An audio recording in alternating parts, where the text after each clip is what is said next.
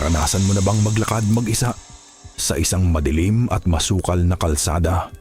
Tapos may maririnig kang tunog ng ibon.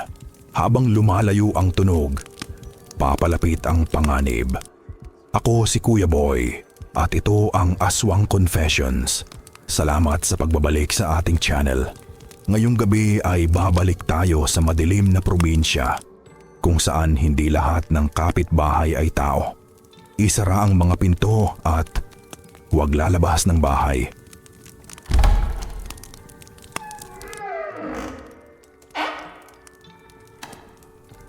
Si Lina ay 23 anyos na bagong nurse. Laki siya sa maingay at magulong syudad ng Maynila. Pero gusto niyang makatulong sa mga taong nangangailangan para sa kanyang pinakaunang trabaho. Nagboluntaryo siya sa isang maliit na health center. Nasa isang napakaliblib na baryo ito sa kabundukan. Puno ng nagtataas ang puno at masukal na damo. Walang signal ang mga cellphone sa lugar na iyon. Pinapatay din ang kuryente pagpatak ng 2:00 ng gabi. Puro tunog lang ng kuliglig ang maririnig mo. Noong una ay maayos naman daw ang trabaho niya. Mababait ang mga lokal at laging nagbibigay ng prutas. Maliit lang ang klinik at gawa sa luma at matibay na kahoy. Araw-araw ay nanggagamot siya ng mga simpleng sakit hanggang sa may dumating na bagong pasyente doon. Ang pangalan niya ay Aling Rosa. Isak siyang ginang na 7 buwang buntis. Medyo maselan daw ang kasalukuyang pagbubuntis ni Rosa. Madalas itong dinudugo at masyadong mahina ang katawan. Kaya nagdesisyon itong manatili muna sa loob ng klinik. Silang dalawa lang daw ang laging naiiwan tuwing gabi. Pero may isang tao na laging umaaligid sa kanila. Isang matandang lalaki na nagngangalang Mang Tomas. Nakatira daw ito mag-isa malapit sa gilid ng gubat. Lagi itong nakatambay sa tapat ng klinik nila Lina. Kahit tanghaling tapat ay nakabalot ito ng makapal na jacket. Ang putla ng balat nito at palaging namumula ang mga mata.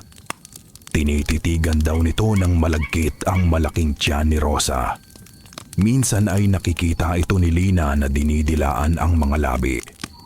At palagi itong nakangisi ng sobrang nakakakilabot. Sinubukan itong paalisin ni Lina ng maraming beses. Pero tinititigan lang siya nito ng masama at hindi sumasagot. Lumipas ang ilang araw at lalong naging tahimik ang baryo. Isang gabi, nagbabadya ang isang napakalakas na bagyo. Umulan ng napakalakas at sunod-sunod ang kulog at kidlat. Dahil sa bagyo ay namatay ang kuryente sa buong lugar. Nasira din ang nag-iisang generator ng kanilang klinik. Binalot ng matinding dilim at lamig ang buong paligid. Nagsindi lang si Lina ng 2 kandila sa ibabaw ng mesa. Dinilaan niya ang kanyang tuyong labi sa sobrang kaba. Habang mahimbing na natutulog si Rosa sa maliit na kama, nakarinig si Lina ng mga kaluskos sa labas. Tapos ay may narinig siyang kakaibang tunog sa bubong. Parang tunog ng isang kakaibang ibon mula sa malayo. Pero alam ni Lina ang mga matatandang pamahiin doon. Binalaan na siya ng mga matatanda sa baryo noon pa. Kapag mahina ang tunog ng tik-tik, ibig sabihin ay nasa tabi mo lang eksakto ang halimaw. Mas lalong lumakas ang pagbuhos ng ulan sa yero.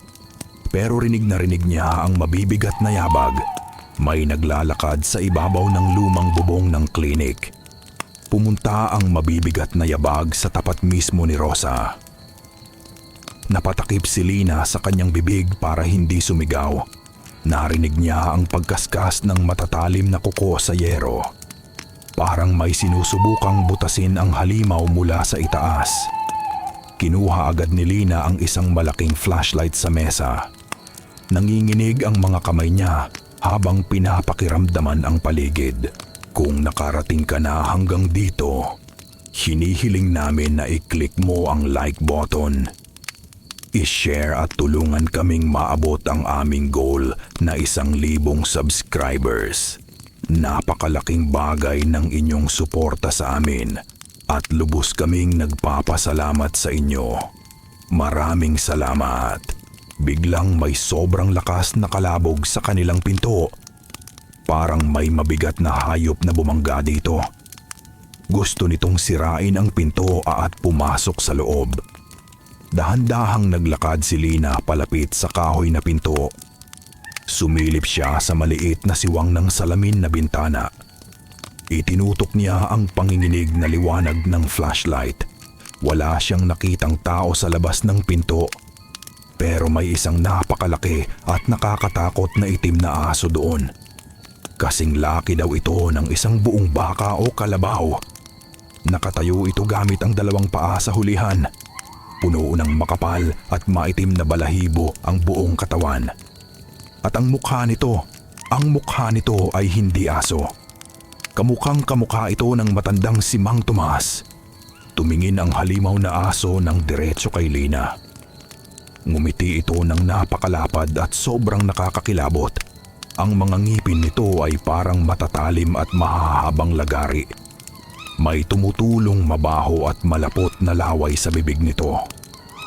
Narinig muli ni Lina ang tunog mula sa lalamunan nito. Biglang bumuka ang malaking bibig ng halimaw na aso. Humaba ang dila nitong parang maitim na sinulid.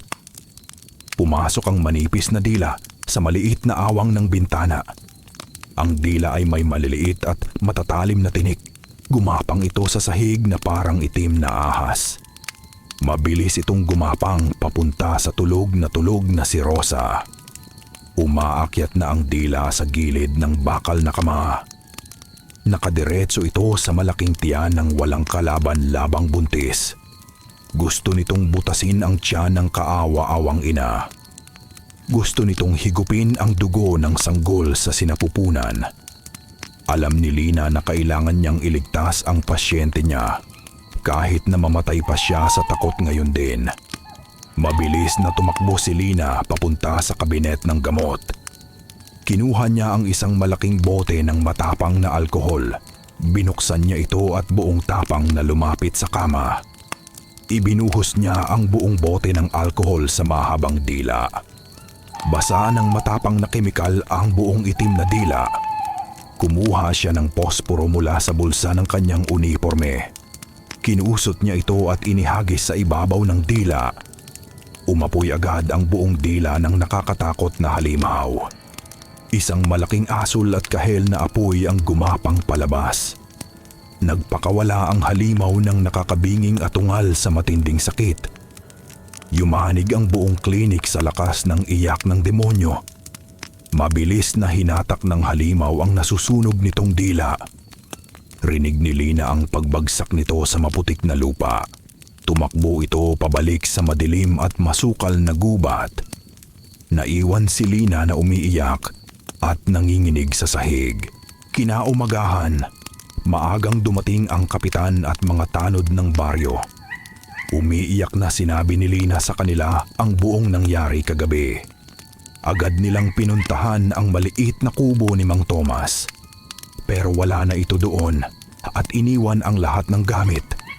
May nakita silang mga patak ng maitim na dugo sa sahig. Amoy sunog na karne din ang buong bahay ng matanda. Ligtas na nanganak si Aling Rosa makalipas ang 2 buwan, pero hindi na tinapos ni Lina ang kanyang kontrata doon. Umuwi agad siya sa Maynila dahil sa matinding trauma. Lumipas ang 2 taon mula nang mangyari iyon. Ngayon ay nagtatrabaho na si Lina sa isang malaking ospital. Nasa maternity ward siya naka-assign sa panggabing shift. Maraming mga bagong panganak na sanggol doon. Akala niya ay tapos na ang kanyang nakakatakot na bangungot. Ligtas na siya sa mataas na gusali sa gitna ng syudad. Pero nung isang gabi, habang nag-iikot siya sa ward, napansin niya na sobrang lamig ng hangin sa pasilyo. Tapos ay may nakita siyang bagong janitor na naglilinis sa dulo. Nakatungo ito habang nagmamapa ng puting sahig ng ospital. Nang iangat nito ang kanyang ulo para tumingin kay Lina. Maputla ang balat ng janitor at namumula ang mga mata. ngumiti ito sa kanya ng napakalapad at nakakakilabot. At may malaking peklat ng sunog sa gilid ng bibig nito. Peklat na galing sa malubhang pagkasunog.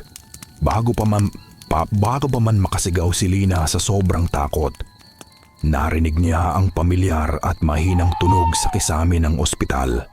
Hanggang ngayon ay patuloy na nagtatago si Lina. Kinabukasan matapos ang tagpong iyon ay nag-resign siya agad. Hindi na siya lumalabas ng bahay kapag sumapit ang gabi. Palagi siyang nakatingin sa kisame ng kanyang madilim na kwarto. Inaabangan ang tunog ng malaking ibon sa yero. Kaya sa inyong mga nakikinig sa akin ngayong gabi, siguraduhin ninyong kilala ninyo ang inyong mga kasama sa trabaho. Baka ang tahimik ninyong katrabaho sa inyong opisina ay naghihintay lang na pumatak ang malalim na hating gabi. Lalong-lalo na kung may kasama kayong buntis sa bahay. Suriing mabuti ang mga bintana at butas sa inyong kisame. Dahil baka hindi lang daga ang gumagapang sa itaas ninyo. Salamat sa inyong walang sawang pakikinig sa aming programa. Sana ay makatulog pa kayo ng mahimbing ngayong gabi. Sana ay hindi kayo dalawin ng matinding bangungot mamaya.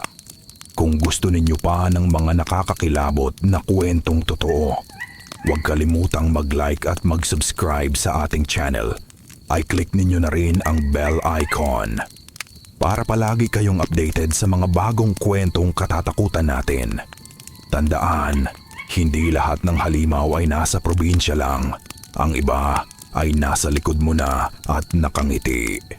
Muli, ako si Kuya Boy. At ito ang paborito ninyong tambayan, ang Aswang Confessions.